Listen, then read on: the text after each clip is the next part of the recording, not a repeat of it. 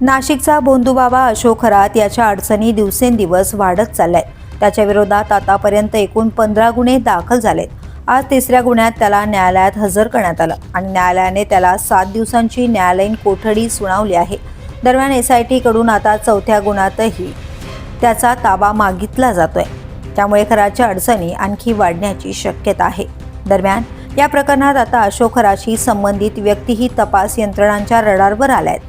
चाकणकर भगिनींचाही यात समावेश आहे। याआधीच रुपाली चाकणकर यांना राज्य महिला आयोगाच्या पदाचा आणि राष्ट्रवादी काँग्रेसच्या महिला प्रदेश अध्यक्षपदाचा राजीनामा द्यावा लागला होता।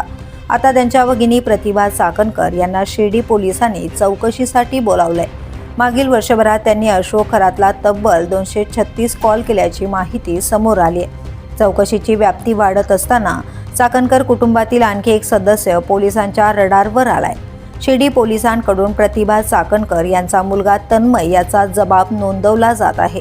मागील 4 तासांपासून दोघांचीही शिर्डी पोलीस ठाण्यात चौकशी सुरू आहे। दरम्यान चाकणकर कुटुंबांच्या 4 बँक खात्यांमधून तब्बल 2 कोटी 40 लाख रुपयांचा व्यवहार झाल्याची धक्कादायक माहिती समोर आली आहे। याच व्यवहाराबाबत पोलिसांकडून सखोल चौकशी केली जाते।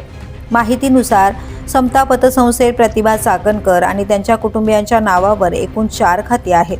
त्यापैकी 2 खाती प्रतिभा चाकणकर यांच्या नावावर तर उर्वरित 2 खाती त्यांच्या मुलांच्या नावावर आहेत। विशेष म्हणजे या सर्व खात्यांमध्ये अशोक खरात हा नॉमिनी असल्याचंही समोर आलंय। या सर्व घडामोडींमुळे अशोक खरात प्रकरण अधिकच गंभीर बनत असून पुढे आणखी मोठे खुलासे होण्याची शक्यता व्यक्त केली जाते। The police news bureau, Nashik.